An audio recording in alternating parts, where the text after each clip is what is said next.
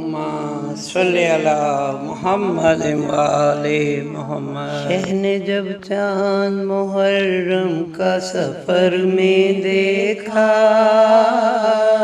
شہ نے جب چاند محرم کا سفر میں دیکھا، محضر قتل رقم 170 میں دیکھا، محضر قتل رقم 170 میں دیکھا، بلجبین فلک ظلم سیر میں دیکھا، موت کو لوٹ مچاتے ہوئے گھر میں دیکھا، موت کو لوٹ مچاتے ہوئے گھر میں دیکھا، سرخی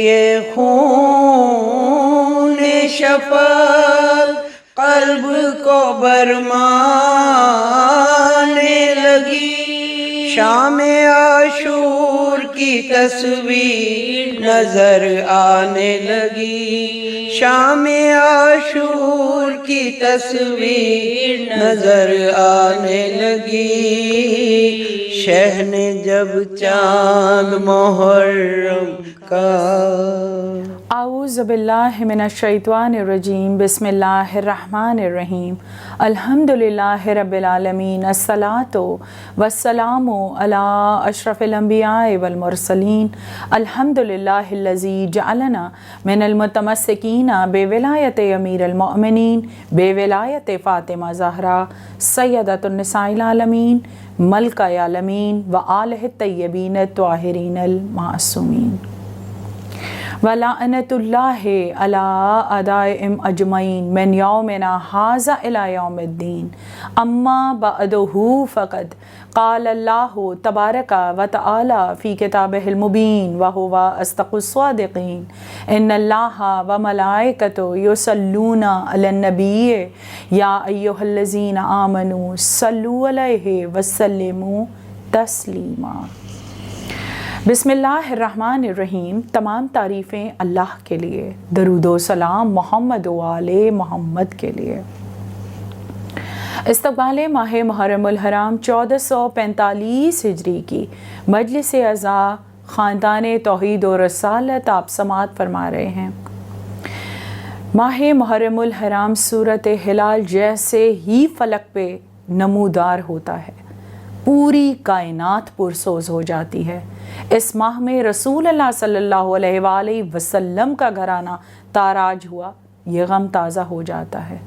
آباد کس طرح سے یہ گھر فاطمی ہوا،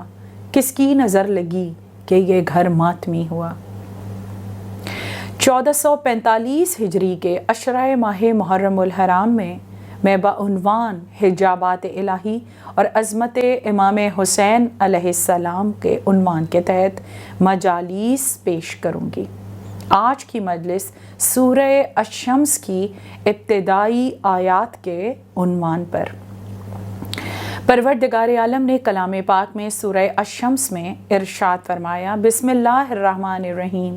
والشمس والضحاہا والقمر اذا تلاہا والنہار اذا جلاہا واللیل اذا یغشاہا والسماء وما بناہا والارض وما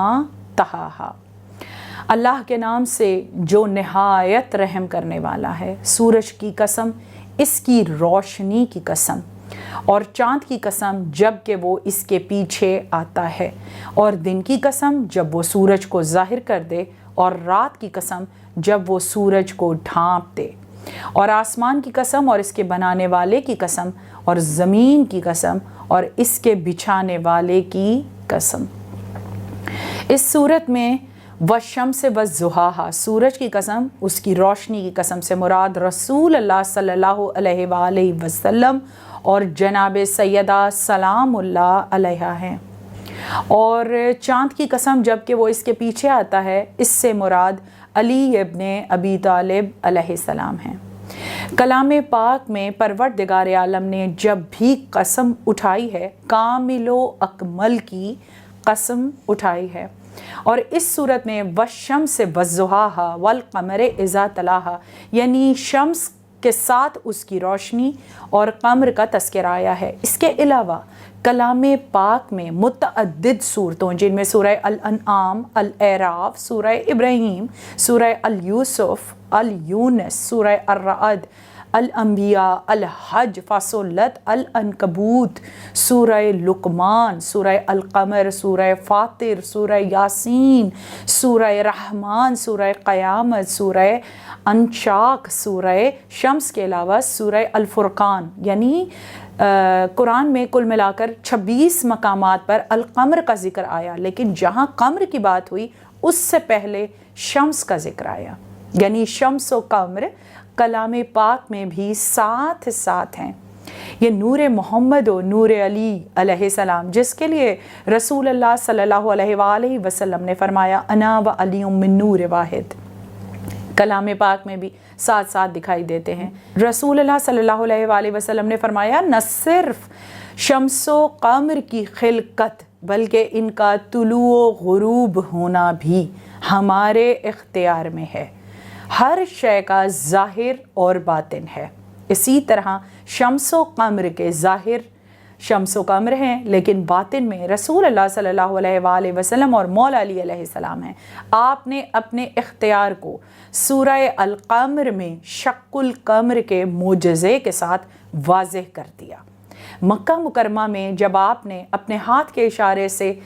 قمر کو 2 ٹکڑے کر دیا اور چاند 2 ٹکڑے ہوا اور پورے مکہ مکرمہ کا طواف کر کے واپس دونوں حصے آپس میں جڑ گئے، یہ معجزہ آپ نے اپنے ہاتھ سے دکھایا اور یہ واضح کیا کہ یہ پروردگار عالم کی جتنی بھی خلقتیں اور نشانیاں ہیں ان پر ہمارا اختیار ہے۔ رسول اللہ صلی اللہ علیہ وآلہ وسلم کا پورا خاندان ہی شمس و قمر کی مانند نمایاں دکھائی دیتا ہے۔ آپ کے دادا جناب عبد المطلب علیہ السلام ماہ عرب و حجاز کہلاتے تھے۔ آپ کے بابا جناب عبداللہ کو ماہ مکہ اور جناب ابو طالب علیہ السلام کو ماہ حرم کہا جاتا تھا، اور مولا علی علیہ السلام کو پروردگار عالم نے قمر کہہ کر کلام پاک میں پکارا ہے۔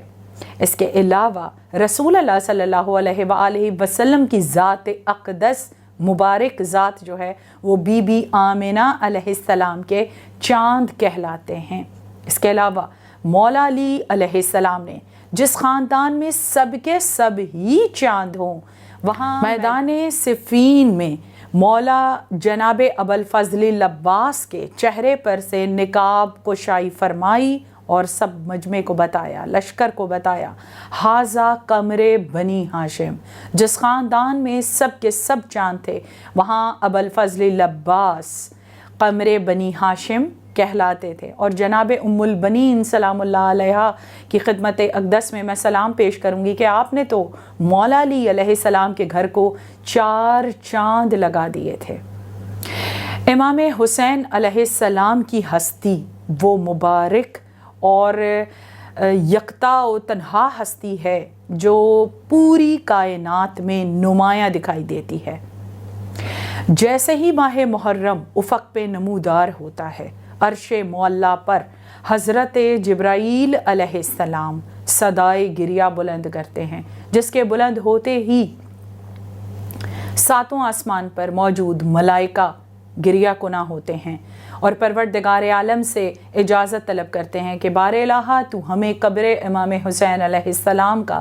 زائر بنا دے، اور اذن خداوندی سے کربلا معلیٰ تشریف لاتے ہیں اور نہ صرف حرم مقدس کا طواف کرتے ہیں بلکہ واپسی پر اپنے پروں میں خاک شفا بطور تبرک آسمانوں پر لے جاتے ہیں، اور اس کے بعد حوران جنت اس خاک شفا کو ان کے پروں سے اکٹھا کر لیتی ہیں اور بطور تبرک اپنے پاس رکھ لیتی ہیں۔ نہ صرف ملائکہ امام حسین علیہ السلام پر گریہ کرتے ہیں، انبیاء علیہ السلام بھی کربلا معلیٰ تشریف لاتے ہیں اور اپنے وارث کے غم پہ گریہ کناں دکھائی دیتے ہیں۔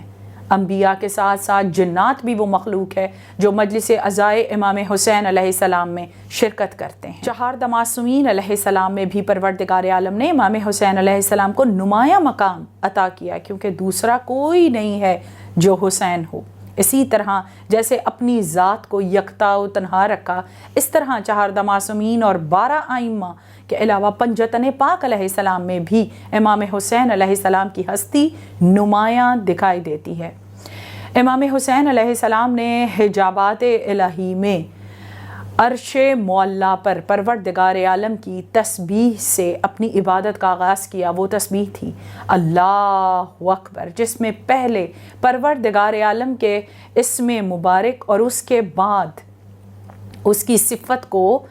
تسبیح کیا تھا۔ یہی وجہ تھی کہ پروردگار عالم نے کہا کہ یہ میرا وہ عبادت گزار نور ہے جس نے پہلے میرے اسم کو اور بعد میں میری صفت کا تذکرہ کیا۔ اسی وجہ سے پروردگار عالم نے امام حسین علیہ السلام کو جدا مقام عطا فرمایا۔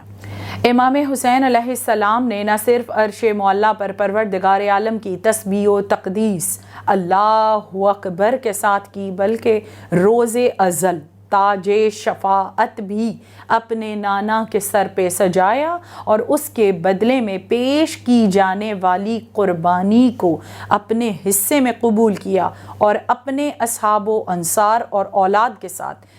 کربلائے معلیٰ میں اس قربانی کو پیش بھی کیا۔ امام حسین علیہ السلام کی ہستی نمایاں رہی ائمہ علیہ السلام کی بھی حیات میں۔ ہر امام کا یہ دستور رہا کہ جیسے ہی ماہ محرم افق پہ طلوع ہوتا، نہ صرف سفر میں، حضر میں یا مدینہ منورہ میں بھی ہوتے تو اپنے گھروں کے دروازوں کو کھول دیتے، سیاہ پوش ہو جاتے، گھر میں فرش عزائے امام حسین علیہ السلام بچھا دیتے اور صدائے گریہ بلند کرتے کہ اے مدینے والو آؤ، ہمیں ہمارے جد حسین کا پرسہ دو۔ یہ وہ ماہ ہے جس میں ہمارے گھر سے 72 جنازے برآمد ہوئے، 18 جوان مارے گئے ائمہ علیہ السلام کے ساتھ۔ شہزادی کونین سلام اللہ علیہا مستورات آل محمد کے ہمراہ آج بھی اور قیامت تک ان کا وعدہ ہے، جو کوئی اپنے گھروں میں فرش عزائے امام حسین بچھائے گا، خواہ کوئی امیر ہو یا غریب ہو، میں زہرا تشریف لاتی ہوں۔ اسی نسبت سے علی و فاطمہ کے چاند اس ماہ میں گھروں پہ پنجوں کی صورت آویزاں کر دیے جاتے ہیں اور پٹکوں کے ہمراہ علم جناب عباس نصب کیے جاتے ہیں اور ان کے ساتھ وہ چراغ روشن کیے جاتے ہیں جو غم کے چراغ غم ہیں، اور انہی چراغوں کی یاد ہے جو ہمارے دلوں میں امام حسین علیہ السلام کے غم کی صورت میں ہمیشہ روشن رہتے ہیں۔ یہ وہ چراغ ہیں جو ہمارے آباء و اجداد نے روشن کیے تھے، اور اسی شمع کو روشن کرنے کے لیے آج ہم فرش عزائے امام حسین سجائے ہوئے منتظر ہیں۔ تمام عزاداران امام حسین علیہ السلام اپنے گھروں کو عزاخانوں کی صورت ترتیب دیتے ہیں،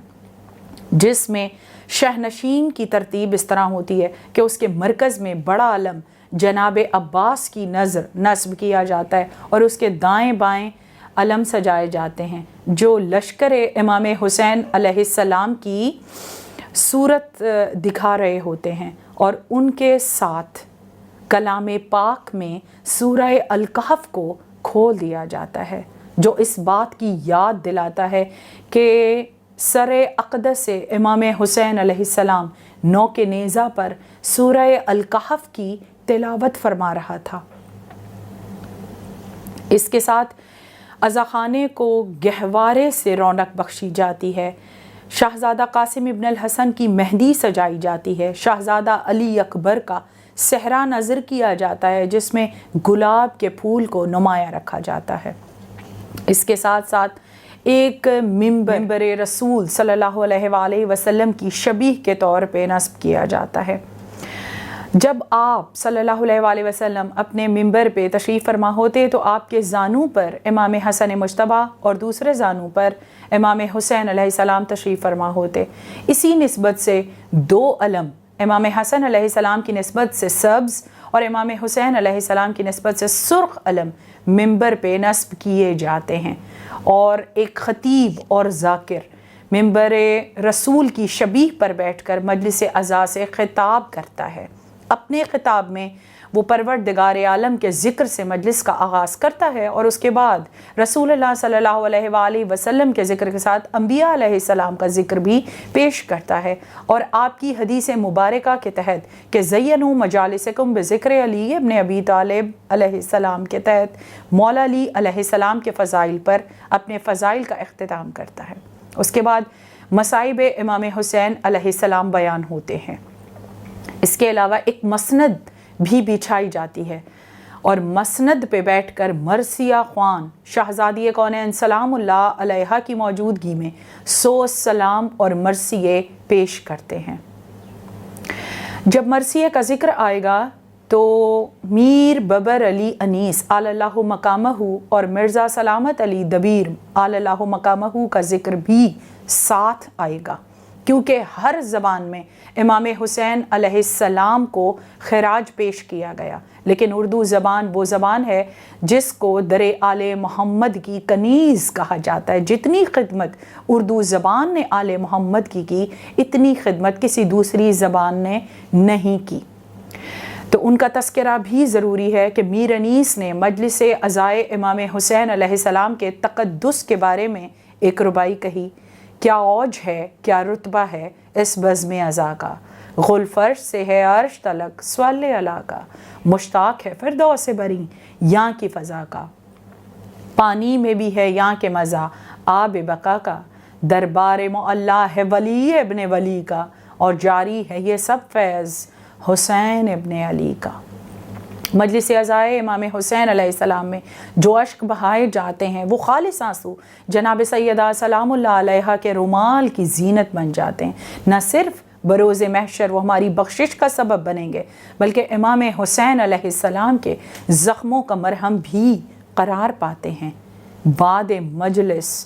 ماتم شبیر برپا ہوتا ہے، یہ تمنائے ثانی زہرا کے تحت ہوتا ہے، اور عزاداران امام حسین علیہ السلام ماتم جیسی عظیم عبادت کو ادا کرتے ہیں۔ بعد ماتم زیارت برآمد بھی ہوتی ہے، جس میں شبیہ ذوالجناح، تابوت، مہندی، گہوارہ شہزادہ علی اصغر کی صورت اور تعزیہ داری بھی ہوتی ہے، جس کے آگے آگے علم جناب ابوالفضل العباس نمایاں دکھائی دیتا ہے۔ مجلس کے بعد تمام عزاداران امام حسین علیہ السلام مل کر زیارت وارثہ امام حسین علیہ السلام پڑھتے ہیں، جس کے تحت امام حسین علیہ السلام اپنی مجلس عزا میں اپنے غم میں شریک ہونے والے عزاداروں کو شرف زیارت بخشتے ہیں۔ اب عزاداری امام حسین علیہ السلام پوری دنیا میں نہیں منائی جاتی، بلکہ پوری کائنات حسینی دکھائی دیتی ہے۔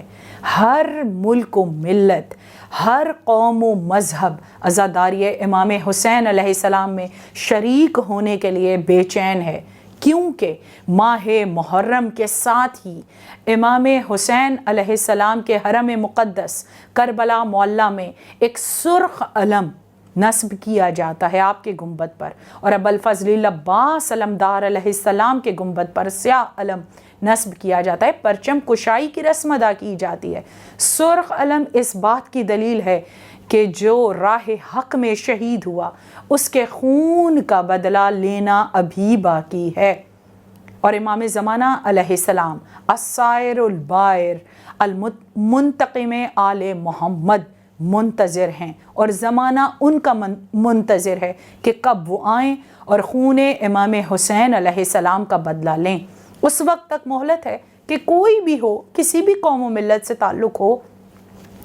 سرحد اور حدود و قیود کا کوئی گنجائش نہیں ہے، کوئی بھی ہو امام حسین علیہ السلام کی عزاداری اور حرم مقدس میں شامل ہو سکتا ہے۔ یہ کاروان عشق جاری و ساری ہے۔ امام حسین علیہ السلام نے جو سفر مدینے سے اختیار کیا تھا، اسی سفر عشق